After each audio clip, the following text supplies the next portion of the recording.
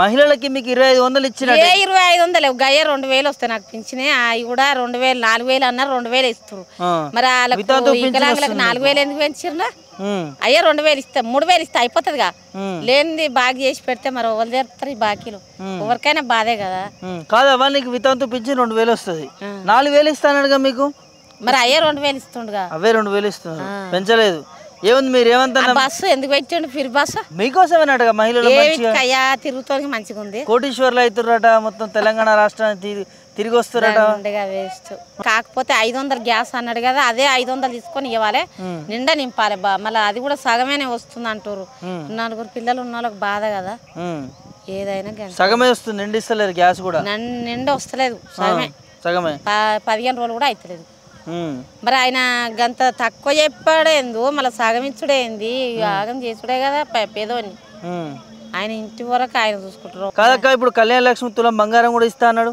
వచ్చినా మీ సైడ్ ఏమన్నా ఏది రాలేదు ఇప్పుడు ఫ్రీ బస్ వల్ల ఫాయిదా లేదంటావా లేదు ఎందుకు వేస్ట్ గా అయ్యే మరి ఆ డబ్బు వస్తానన్నా దేనికన్నా అక్కడ వస్తాయి కదా టికెట్ లేకుండా ఫ్రీగా పోతావు మంచి ఏమైతుంది ఉంటే ఏడికి పోతున్నాం అయ్యా మేము పోతలకు నేవలం మేము ఇంటికాడనే ఉంటుంటే మీకు ఇట్లా కూలి చేసుకోబడితే ఎన్నడో ఏడాదికి ఒక 4 రోజులు సర్వ వచ్చినాయి ఇక ఫిర్ బస్ ఉంటే ఇక భువనగిరికి అందరం అంతే ఎక్కువ తిరగరు మేమేం బాగుంది వేస్ట్ అన్న ఫ్రీ బస్ ఉండి వేస్టే మరి ఎట్లుంది అక్క నీళ్ళకి కరెంట్కి కొత్త ప్రభుత్వం కరెంట్ అయితే మొత్తమే వస్తలేడు అయ్యా ఆయన ఇక అంతకుముందు కంటే కరెంట్ అయితే ఒకటి ఉండేది ఇప్పుడు పొద్దుకితే కరెంటే ఉండదు ఒక్కోసారి పిల్లలు ఉన్నప్పుడు ఎంత బాధ కరెంటు కూడా ఎప్పుడు ఇవ్వాలి ఆయన కూడా ఇక వేరేది అంటే ఇక దేవుడే కానీ కరెంటు మాత్రం ఉండాలి కేసీఆర్ నాడు మంచిగా ఉండే కరెంటు నీళ్ళు కరెంటు ఉండే నీళ్ళు కూడా మంచిగా వచ్చేది మాకు ఎప్పుడు రాళ్ళ నా ఇంట్లో కానీ ఇక ఇప్పుడైతే మొత్తమే కరెంటే ఉంటలేదు ఆ నీళ్ళు కూడా చక్కగా వస్తలేవు ఇంట్లకు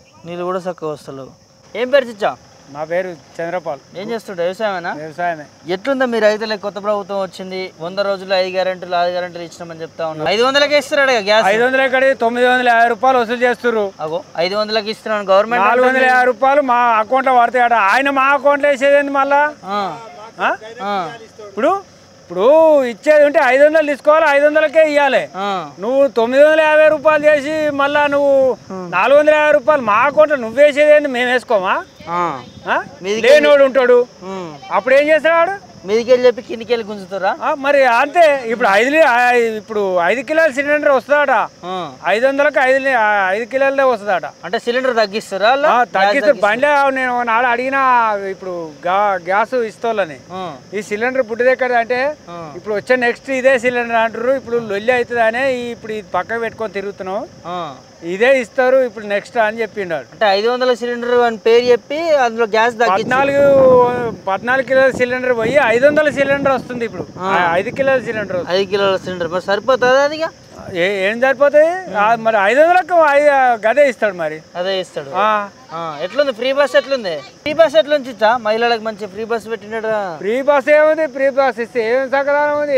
ఇప్పుడు ఆధార్ కార్డు లేని వాళ్ళకు పైసలు తీసుకుంటాడు ఆధార్ కార్డు ఉన్న వాళ్ళకు డబ్బులు తీసుకోడు ఇప్పుడు డబ్బులు కట్టిన వాళ్ళు నిలబడాలి డబ్బులు కట్టిన వాళ్ళు కూర్చొని పోవాలి ఇప్పుడు మహిళలకు 2500 ఇచ్చిరట కానీ 2500 ఇంతవరకు ఎవరికి వాడినే వాళ్ళే ఎవరికి వాళ్ళేదా ఎవ్వని వాళ్ళే ఇచ్చిన కాంగ్రెస్ వాళ్ళు అంటారు ఇస్తున్నామని ఎవ్వనికి ఇంతవరకు అది రానే రాలే 2500 ఎవరికి రాలే ఎవ్వనికి రాలే 2500 ఎవరికి రాలేదు ఏంది మన ముఖ్యమంత్రి మొన్న మున్సిపల్ ఆఫీస్ అంటే మలబోయి మున్సిపల్ ఆఫీస్ చేయకపోతే ఇప్పుడు తీసుకోరు ఎలక్షన్ల ముంగట ఎలక్షన్లు అయిపోయినాక ఇస్తామని మళ్ళా అంటారు మరి మీరు ఇట్లా చెప్తా ఉన్నారు మన రేవంత్ రెడ్డి సార్ రేవంత్ రెడ్డి మస్తు చెప్తాడు రేవంత్ రెడ్డికి ఏముంది ఆయన మస్తు చెప్తాడు ఆయన నోరు ఉంది ఆయన చెప్తాడు మనకు నోరు మనం ఆడతాం అంతేగా అంతే అంటావా ఏంది మరి రైతాంగం నమ్మిరా కాంగ్రెస్ ప్రభుత్వాన్ని మాకు నమ్మేదేముంది ఆయన అన్నప్పుడు ఆములు ఇస్తే నమ్ముదుము ఆయన ఇప్పుడు ఇంతవరకు ఏ ఆమె లేదు ఇప్పుడు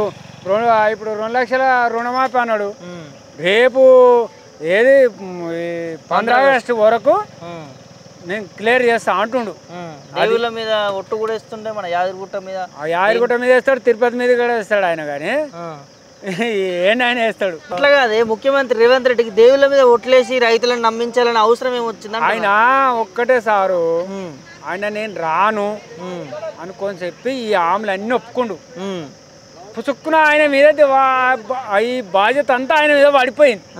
ఇప్పుడు మొయ్యాలగా ఆయన ఇప్పుడు రాననుకొని ఆమెలు ఒప్పుకుండు. రాననుకొని అట్లా చెప్తారా అండి ప్రభుత్వం? రాననుకొని ఇప్పుడు కుత్క మీదకి తెచ్చుకుండు వచ్చిండు. ఇప్పుడు ఆయనకి అక్కాలగా మరి.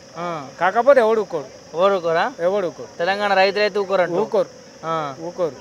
ఇప్పుడు ఈ వరి కోతల మీద వేసిన ఇప్పుడు ఈ రైతు బంధు ఇప్పుడు మనం కాస్త అయితే అప్పుడు పడాలి. ఇది మరి ఎప్పటి వరకు పడుతుందో తెలియదు. కేసీఆర్ ఏం చేసిండు, రైతు బంధు వరకు తీసిపెట్టిండు పైసలు. మీకు ఏం చెప్తే మరి మొత్తం రేవంత్ రెడ్డి పాలన? రేవంత్ రెడ్డి ఈ 5 ఏళ్ళు ఏమైనా పాలన చేస్తే 5 ఏళ్ళు పూర్తి అయితే ఆయన అదృష్టమంతుడే. అంతేనా? ఈ లోపల కూలిపోతుందా? అది చెప్పలేము అంతే అంటావు.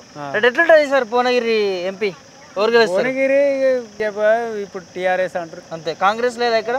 కాంగ్రెస్ లేదు. కంచుకోట అంటారు కానీ భువనగిరి గతంలో కాంగ్రెస్ ఎప్పుడు వచ్చిందే? నల్గొండలనే పోయింది సార్. అది నల్గొండలనే పోయింది కాంగ్రెస్. ప్రజలు అంత మోసపోయి వేసిరు. ఇప్పుడు తెలుస్తుందా కాంగ్రెస్ అంటే? తెలిసింది. అంతే.